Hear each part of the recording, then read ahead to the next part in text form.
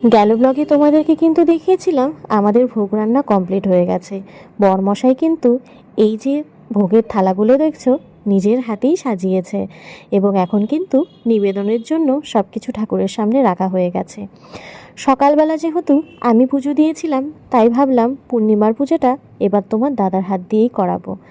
বাড়িতে কোনো ছোটো মোটো ভোগের অনুষ্ঠান হলেই কিন্তু আমার খুব ইচ্ছে হয় তোমাদের দাদার পুজো করবে বা ঠাকুরের কাছে ভোগ নিবেদন করবে, এটা আমার কাছে খুব ভালো লাগে।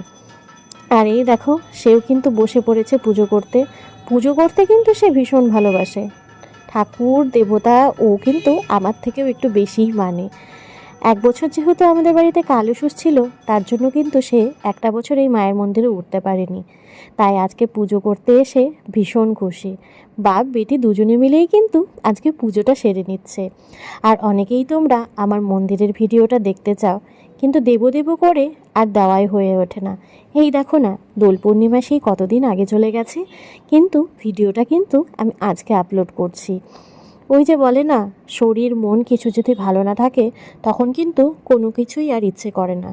অনেকেই জিজ্ঞেস করছিলে যে অনেক দিন থেকে তোমার ভিডিওগুলি দেখি না, কেন তুমি ভিডিও ছাড়ো না। ওই যে বললাম, শরীর মাঝখানে খুবই খারাপ হয়েছিল, আমি পার্লারও কয়েকদিন খুলতে পারিনি, তবে চেষ্টা করব এখন থেকে রোজ ভিডিও দেওয়ার।